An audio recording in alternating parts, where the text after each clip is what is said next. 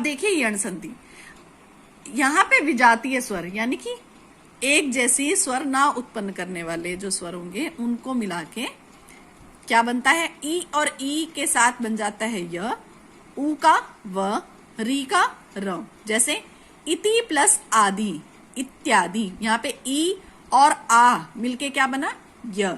सु प्लस आगत क्या बना, स्वागत। पितृ प्लस आज्ञा, पित्राज्ञा। तो री और आ मिलके बना र। तो इस तरह से हमने क्या देखा, ई का य, ऊ का व और री का र बन जाता है। तो ये संधि कौन सी हुई, यण संधि, जहां पे स्वर कैसे होते हैं, विजातीय होते हैं, एक जैसे स्वर नहीं होते। अब देखिए स्वर संधि का अंतिम जो हम भेद है वो पढ़ने जा रहे हैं, अयादि संधि। अयादि संधि में ए ओ से स्वर मिलने पर ए का अय, ए का आय, ओ का अव और औ का आव हो जाता है। जैसे ने प्लस अन, नयन, ए और अ मिलके क्या बना, अय। गए प्लस अक, गायक। पो प्लस अन, पवन। पौ प्लस अक, पावक। हमने यहाँ पे क्या देखा कि यहाँ पहले जो हमारे बाद के आने वाले स्वर हैं वो पहले आए हुए हैं, ए और ओ। इनके बाद हमारे शुरू में आने वाले स्वर आए हैं, यही इन दोनों में अंतर है। अय, जैसे कि आप नाम से ही समझ रहे, अयादि संधि में अय, आव, अव हो जाता है। अब हम आगे संधि के दो भेद और पढ़ेंगे।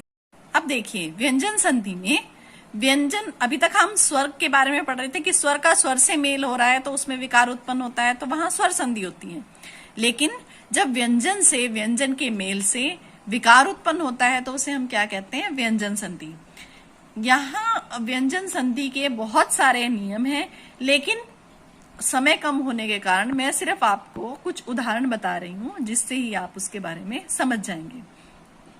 उत प्लस चारण, उच्चारण, ये जो संधि है वहां पे हम अगले वर्ण के हिसाब से, जैसे च के आधार पे हमने बदला तो वो उत का क्या हो गया, उच्च, उत्हार। ह के हिसाब से हमने बदला तो ये उद्धार। उच्छ्वास, उच्छ्वास बना। तरु छाया का तरु छाया। वि प्लस छेद, विच्छेद। वाक प्लस ईश, वागीश। जगत प्लस नाथ, जगन्नाथ। सम प्लस तोष, संतोष। सम प्लस योग, संयोग। निर प्लस रोग, निरोग। वि प्लस सम, विषम। कुछ उदाहरणों में हमें देखने को मिला कि ये हमारे पहले जो शब्द है उसके दूसरे शब्द के अनुसार परिवर्तन हुआ है, लेकिन कुछ में हमने देखा पहले कि उसमें परिवर्तन म के आधार पे भी हुआ है। तो इनको समझने के लिए हमें बहुत ज्यादा प्रैक्टिस की जरूरत है। तो आप इसका अभ्यास करेंगे तो आपको निश्चय ही समझ में आ जाएंगे। अब हम चलते हैं विसर्ग संधि की तरफ। यदि विसर्ग से पहले स्वर अथवा व्यंजन हो तो विसर्ग में जो विकार उत्पन्न होता है उसे विसर्ग संधि कहते हैं। जैसे निह प्लस गुण, निह आप देखते हैं क्या लिखा हुआ, नी के बाद विसर्ग लगे हुए हैं, तो ये ऊपर र आ जाता है और इसको हम क्या कहते हैं, निर्गुण, जिसे हम रेफ भी कहते हैं। मना प्लस रथ, मनोरथ। दुह प्लस भाग्य, दुर्भाग्य। निह प्लस च, निश्चय। निह प्लस फल, निष्फल। नमः प्लस कार, नमस्कार। दुह प्लस शासन, दुशासन। अतः प्लस एव, अतएव। तो ये हमने विसर्ग संधि के उदाहरण समझे। अब आपको जो मैंने काम जो करना है वो संधि विच्छेद करना है या संधि करनी है शब्दों की, जो आपको गृह कार्य के लिए दिया जाएगा। इसके लिए हमें समझना चाहिए कि संधि विच्छेद होता क्या है। संधि से बने शब्दों को अलग करने की विधि संधि विच्छेद कहलाती है।